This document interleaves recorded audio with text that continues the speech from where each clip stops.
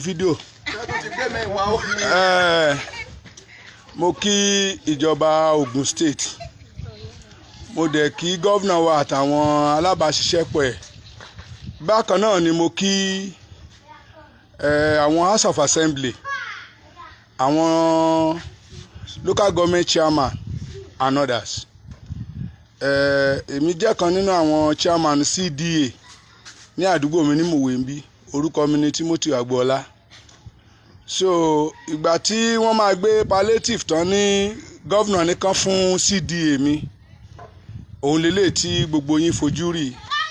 Tí mo bá sọ̀rọ̀ tán máa ṣó ojú mi, kì í ṣe pé mo sápamọ́ rárá àtọ̀, torí mo fẹ́ kí gbogbo àwọn ọmọ Nàìjíríà orí pàápàá àwọn tó jẹ́ CDA mẹ́mbà mi kó má dàbí wípé chairman ti gba palliative àpò ráìsì 20 àbí 10 àbí 5, ó wá ń fi ṣíbí pín fún wọn, because ní under means àwọn tó ilé tó wà lọ́ndà means more than 200, kí má ti sọ̀rọ̀ àwọn èèyàn tó ń gbé nínú ẹ̀. Èmi ò mọ̀ bẹ́ẹ̀ mi ṣe fẹ́ pín eléyìí fún gbogbo àwọn tí ó wà ní under CDA mi.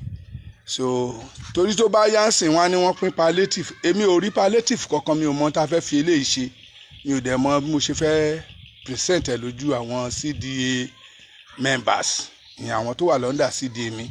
So ló jẹ́ kí n ṣe eléyìí kí gbogbo ayé lè rí pé Ogun State ń ṣe bẹ́bẹ́ o, wọ́n dẹ̀ ń tọ́jú àwọn èèyàn gan-an, ẹ̀rí rest tán gbé fún wa. So mo fẹ́ kí gbogbo ọmọ Nàìjíríà rí, tó bá yá sí wọn ní billions of naira àwọn fi ṣe kínní.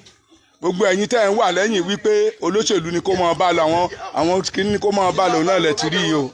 So ohun tó ń ṣe fún wa lélẹ́yìí o, gbogbo èèyàn lè rí ojú mi, mi ò ń ṣe ẹni tó sápamọ́ rárá àtọ̀,